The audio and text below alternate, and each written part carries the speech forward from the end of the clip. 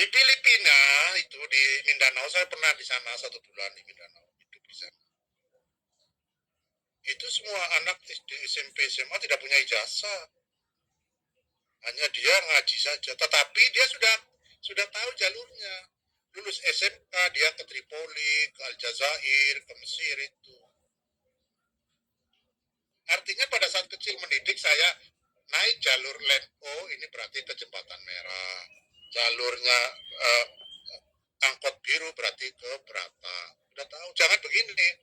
Saya sudah masukkan gitu, sudah seperti itu, tahu-tahu begitu sudah umur 18 tahun, inginnya ke ITS, ke ITB, ya gagal. Berarti kamu dulu nggak punya cita-cita. Ini real. Hari-hari ngafalkan juz ama, juz macam-macam 30 juz itu, ya terus. Udah kalau udah gitu, core-nya, rasanya ya, misalnya Al-Jamaah Umul Qura di Madinah, terus Jamiatul apa namanya Al-Azhar di Kairo, udah gitu jurusannya. Sudah begitu tasfid terus, tidak pernah belajar fisika, tidak pernah matematika, ingin fakultas kedokteran. Ya, akhirnya apa? Akhirnya pada saat menyelokkan dia sebetulnya orang tuanya nggak punya cita-cita itu. Ini harus serius. Daftar jalur SMA, masuk IPS, begitu kelas 3, kepengen masuk teknik sipil, ya sudah gagal. Oleh sebab itu pendidikan kan jangka panjang. Pada saat kita melahirkan, ya Allah, jadikanlah anak soleh, suatu saat anakku ini akan seperti bapaknya, sekolah di teknik elektro ITS, misalnya gitu. Itu sudah mulai situ, mulai SD-nya itu apa yang di ini apa yang di ini, sudah jelas. Ya kan? Ya Allah, semoga anakku besok menjadi pebisnis yang hebat. Udah clear. Nanti sekolahnya masuk ekonomi UGM, ekonomi UI, terus masuk ke Boston, gitu. Tahu-tahu sudah nggak pernah banyak hafalan, kelas 3 SMA, kepengen sekolah di misalnya di Umul Qura, syarat masuk ke sana harus menghafal minimal 10 juz, ya sulit. Nah, ini orang tua memang seharusnya ada edukasi yang namanya parenting itu. Jadi sekolah itu tidak hanya minterkan muridnya, tetapi minterkan ibu bapaknya. Nah, itu penting. Belum lagi begini, anaknya pintar luar biasa, luar biasa. Orang tuanya tidak paham.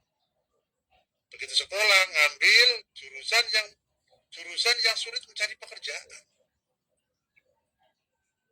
Itu kan padahal jurusan yang mudah mencari pekerjaan pasti jurusan itu sulit. Nah, anak itu mampu di jurusan itu. Tetapi orang tuanya tidak paham, udah, nak kamu ke yang gampang-gampang aja. Akhirnya masuk jurusan yang mudah.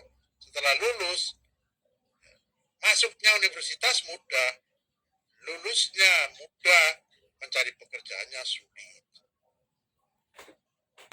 Ya kan? Nah ini orang tua kan harus dari awal. Ya dari awal. Dan ini menjadi penting karena bangsa ini harus dididik. Harus dididik. Anak disuruh memilih sendiri. Seberapa tahu sih dia anak tentang kehidupan? Seberapa tahu? Yang tahu ya kita-kita. Nah disitulah kita dan juga guru, para guru. Oleh sebab itu pernah itu ada anak pandai banget. Dia masuk tanpa tes. Ya. Sekolahnya semuanya top. Masuk tanpa tes. Bapak ibunya dokter, bayangkan. Bapak ibunya dokter, sekolahnya top. Begitu dia pamerkan ke saya, dia masuk prodi bla bla bla bla. Waduh, saya gini kaget, sayang banget itu. Kok masuk prodi itu ya? Prodi itu kan untuk anak-anak yang biasa aja masuk, biarkan mereka. Satu akhirnya anakmu itu mengalahkan orang yang seharusnya untuk dia. Nah anakmu itu harusnya bukan prodi ini, gitu kan.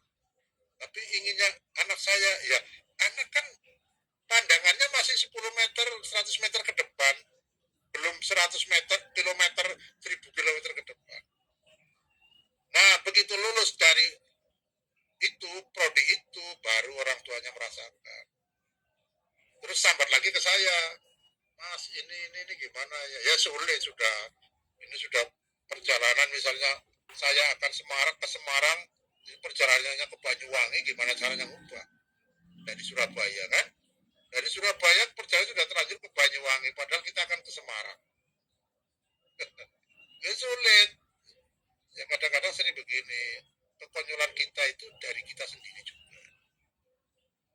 Kalau sudah memang tafidul Quran, anak kita clear di hadis, di Quran, udah prodinya. Ambil bidang-bidang itu aja yang keren-keren. Belajar di Libya itu nanti seperti Ustaz Adi Hidayat. Belajar di mana lagi ya? Aduh banyak lah pokoknya. Di mana gitu nanti akan panen sendiri dengan hebat asal itu serius. Itu saja. Kalau ikut-ikutan ya, kalau orang tua ikut kepengen sana, kepengen sini. Kalau sudah nawa itunya ikut-ikutan, kalau gagal ya harus memaklumi diri sendiri. Saya aja nggak punya cita-cita. Ya kan? Dulu pernah itu saya ke Jogja, ada anak diturunkan di Nganjuk. Bapak-bapak sama anaknya naik kereta. Saya tanya ke kondekturnya, mengapa diturunkan di Nganjuk Pak? Loh, dia ternyata mau ke Banyuwangi, ternyata ikut Jogja gitu. Coba. Itu saja ketahuannya oleh kawannya, ditanya kawan yang dekat itu, Bapak mau kemana? Banyuwangi. Loh, ini Sancaka, ini keretanya